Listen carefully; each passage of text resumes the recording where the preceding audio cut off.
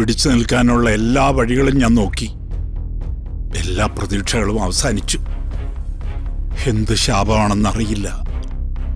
ഈ വയസ്സുകാലത്ത് അമ്മയെ തെരുവിൽ കൊണ്ടുപോകാൻ യോഗം ഉണ്ടായി എനിക്ക്. അച്ഛാ, അച്ഛന്റെ ഭാഗത്തുനിന്ന് വന്ന തെറ്റ് തന്നെയാ.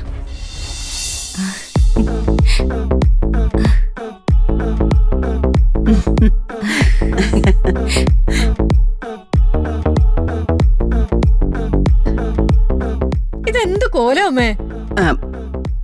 എന്താടി കണ്ടിട്ട് പിടിച്ചില്ലേ?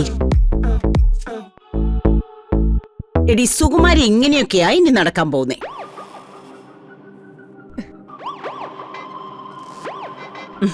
അതൊന്നും ഇവർക്ക് പറഞ്ഞാൽ മനസ്സിലാവില്ല മുത്തശ്ശി. ഇവരിതെന്തെങ്കിലും കണ്ടിട്ടുണ്ടോ? നീ വേഷം കെട്ടുന്ന ഓക്കെ, മുത്തശ്ശിയെ കൂടി ഇങ്ങനെ വേഷം കെട്ടിക്കണോടി. എടാ, ആർക്കെങ്കിലും എന്തെങ്കിലും ആക്ഷേപമുണ്ടെങ്കിൽ അതെന്നോട് പറഞ്ഞാ മതി, അവളോട് വേണ്ട. ഇതിനു മുമ്പ് ഞാൻ ദരിദ്രനായ ദേവനാരായണൻ തിരുമേനിയുടെ അമ്മയായിരുന്നു, സമ്മതിച്ചു. അന്ന് അതിന് പറ്റിയ കോലത്തിലാ ഞാൻ നടന്നത്. പക്ഷേ ഇപ്പൊ ഞാൻ കോടീശ്വരിയായ പ്രിയങ്കയുടെ മുത്തശ്ശിയ. അപ്പോ ഇവളുടെ യോഗ്യതയ്ക്കനുസരിച്ച് ഞാൻ നടക്കണം, അത്രേ ഉള്ളൂ. നീ വന്ന് വണ്ടി കയറുമോളെ. ദേ, ഇനി എന്തെങ്കിലും പറയാനുണ്ടെങ്കിൽ നമുക്ക് നൈറ്റിൽ കാണാം, ഓക്കെ?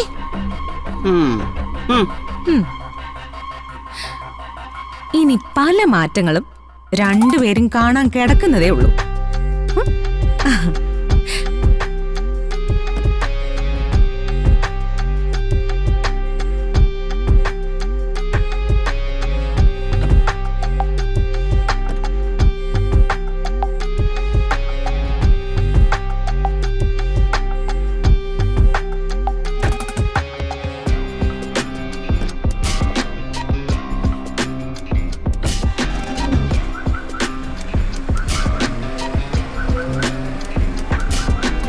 എന്താ ദേവേട്ടാ ഇത്? അമ്മ എന്ത് ഉദ്ദേശിച്ചിട്ടാണോ എന്തോ?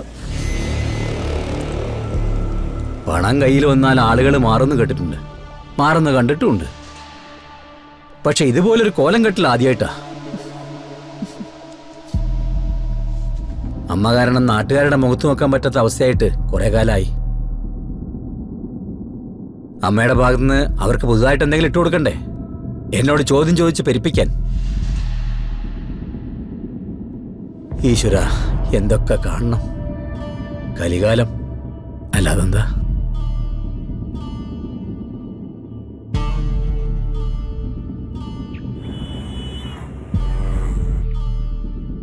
സർ, എന്താണ് പോലീസിന്റെ ഭാഗത്തുള്ള ഫൈൻഡിങ്സ്? കടലിലെ തിരച്ചിൽ അവസാനിപ്പിച്ചു. അതുകൊണ്ട് പ്രത്യേകിച്ച് പ്രയോജനമൊന്നുമില്ലെന്ന് ബോധ്യമായി. ഒരുപക്ഷെ ശ്യാമമാട ഇനി ജീവിച്ചിരിപ്പുണ്ടോന്ന് തന്നെ. നോ സർ, അങ്ങനെ ഒരു തീരുമാനത്തിലെത്താൻ എനിക്ക് കഴിയില്ല. അതെന്റെ ചെറിയമ്മ ആയതുകൊണ്ടുള്ള സെന്റിമെന്റ്സ് ഒന്നുമല്ല. പോലീസിന് കേസ് വൈൻഡപ്പ് ചെയ്യാൻ ഒരുപാട് വഴികളുണ്ട്. നിങ്ങൾ ചെയ്യാവുന്നതൊക്കെ ചെയ്തു കഴിഞ്ഞല്ലോ. എന്റെ കണക്കൂട്ടിൽ ചെറിയമ്മ ജീവിച്ചിരിപ്പുണ്ട്. ഞാൻ തർക്കിക്കുകയല്ല, എനിക്ക് എന്റെ പൊസിഷനിൽ നിന്നുകൊണ്ടല്ലേ സംസാരിക്കാൻ പറ്റൂ. സർ, ഒരു തോന്നലാണ്. പലപ്പോഴും പല വിവാദമായ കേസുകളിൽ ഇത്തരം തോന്നലുകൾ എന്നെ മുന്നോട്ട് നയിച്ചിട്ടുണ്ട്. ഓക്കെ, എന്താ ഈ പ്രതികൾക്ക് വേണ്ടിയുള്ള അന്വേഷണം? ബെഞ്ചമിൻ വിദേശത്തേക്ക് കടന്നു പോലും. എന്താ സാർ ഇത്? കുറച്ചുകൂടി ഗൗരവത്തിൽ സാർ ഇത് കൈകാര്യം ചെയ്യുന്ന ഞാൻ കരുതിയത്. ഒരു സാധാ പോലീസുകാരന്റെ മറുപടി സാറിന് എങ്ങനെ സ്യൂട്ടാവും? എത്രയോ നാൾ മുതൽ വരുണിനും രാധികയ്ക്കും പിറകെ ബെഞ്ചമിൻ മുഖം മറച്ചു നടക്കുന്ന സമയം മുതൽ ഈ അന്വേഷണം നടക്കുന്നതാ. സർ, നിങ്ങൾക്ക് ഡെയിലി റെക്കോർഡ്സ് ഉണ്ടാവും. ഇന്ന് ഇത്രയും കാര്യങ്ങൾ ചെയ്തു, ഇന്നലെ ഇത്രയും കാര്യങ്ങൾ ചെയ്തിരുന്നു എന്നൊക്കെ. അതിന്റെ എന്തെങ്കിലും ഫലം കാണണ്ടേ? സ്റ്റിൽ നിങ്ങൾ ഇരുട്ടി തപ്പിക്കൊണ്ടിരിക്കുക. ബെഞ്ചമിൻ ആര്? അയാൾക്ക് പുറകിൽ ആര്? C, no answer. ക്രിമിനൽസിന്റെ പെരുമാറ്റം ആരതി വർമ്മ ആദ്യമായിട്ടല്ലല്ലോ കാണുന്നത്. പലപ്പോഴും പലരുടെയും പഴുതുകളൊന്നും കാണാറുണ്ടാവില്ല. അങ്ങനെയൊന്ന് വീണ് കിട്ടുമ്പോഴാണ് ഞങ്ങളുടെ ആക്ഷൻ ആയാലും ആരതി വർമ്മയുടെ വാദങ്ങളായാലും നിലനിൽക്കുന്നത്. അതിനിപ്പോ നമ്മൾ പരസ്പരം കുറ്റപ്പെടുത്തണ്ട. സർ, ഞാൻ കുറ്റപ്പെടുത്തിയതല്ല. I am sorry. It's all right. എന്നെ കൊണ്ടാവുന്ന കാര്യങ്ങൾ ഞാൻ ചെയ്തിരിക്കും. അതിലൊരു വിട്ടുവീഴ്ച ഉണ്ടാവില്ല. ഓക്കെ? Thank you sir.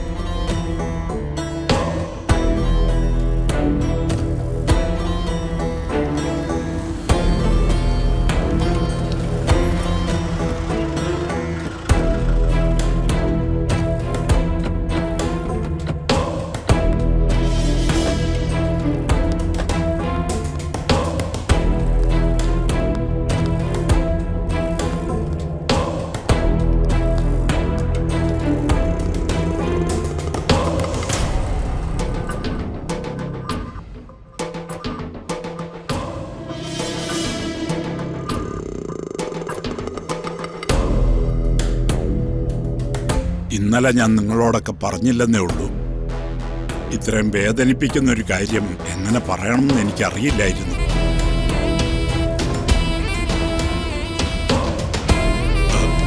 ജപ്തി നടപടികൾക്കായി അവർ പുറത്തെത്തിയിട്ടുണ്ട്.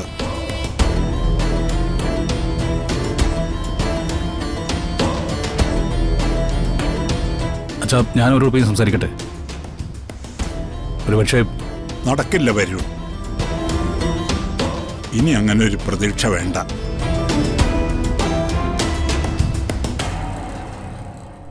പരമേശ്വര, അമ്മ ക്ഷമിക്കണം. പിടിച്ചു നിൽക്കാനുള്ള എല്ലാ വഴികളും ഞാൻ നോക്കി. എല്ലാ പ്രതീക്ഷകളും അവസാനിച്ചു. എന്ത് ശാപമാണെന്നറിയില്ല. ഈ വയസ്സുകാലത്ത് അമ്മയെ തെരുവിൽ കൊണ്ടുപോകാൻ യോഗം ഉണ്ടായി എനിക്ക്. അച്ഛാ, അച്ഛന്റെ ഭാഗത്തുനിന്ന് വന്ന തെറ്റ് തന്നെയാ. വരുണിനെ കാര്യങ്ങളെല്ലാം ഏൽപ്പിച്ച് മാറി നിന്നതിനുള്ള കൂലി. വേണ്ട മോളെ, വലിയൊരു ദുരന്തത്തിന്റെ മുഖത്താണ് നമ്മൾ നിൽക്കുന്നത്. അപ്പോഴെങ്കിലും പരസ്പരം കുറ്റപ്പെടുത്താതിരിക്കുക.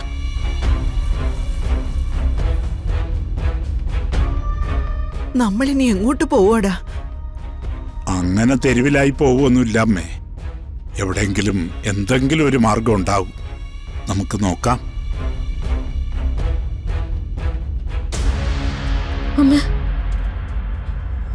അച്ഛൻ ഇന്നലെ രാത്രി എന്നോട് പറഞ്ഞു മോളെ. കേട്ട കാര്യം നെഞ്ചിന്ന് ഇറങ്ങണ്ടേ.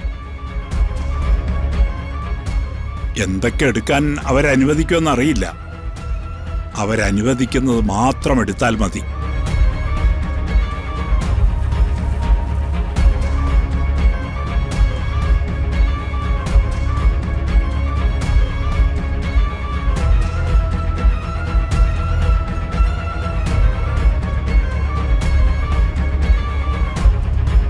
സർ, എന്താ സാർ ഇത്? ഒരു നോട്ടീസ് പോലും ഇല്ലാതെ. മിസ്റ്റർ വരുൺ, നോട്ടീസൊക്കെ എപ്പോഴേ തയ്യാറായതാണ്.